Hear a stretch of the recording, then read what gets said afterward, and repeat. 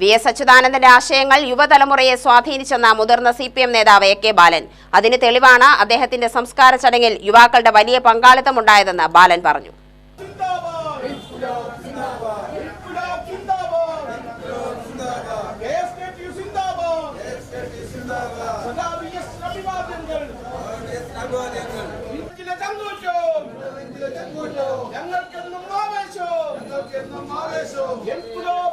KSKTU Palakkad, Mundur, Puthussery area കമ്മിറ്റികൾ സംയുക്തമായി സംഘടിപ്പിച്ച വി.എസ്. അച്യുതാനന്ദൻ അനുസ്മരണം ഉദ്ഘാടനം ചെയ്ത് സംസാരിക്കുകയായിരുന്നു അദ്ദേഹം.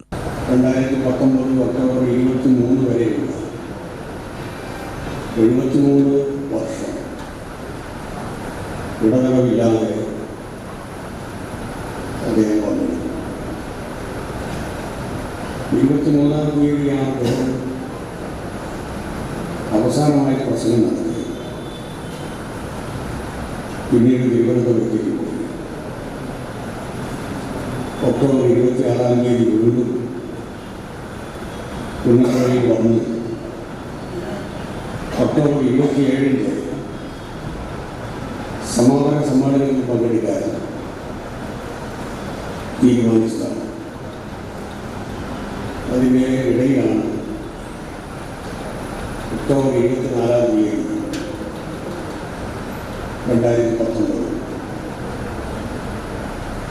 രക്തസ്രാവമുണ്ടായത്.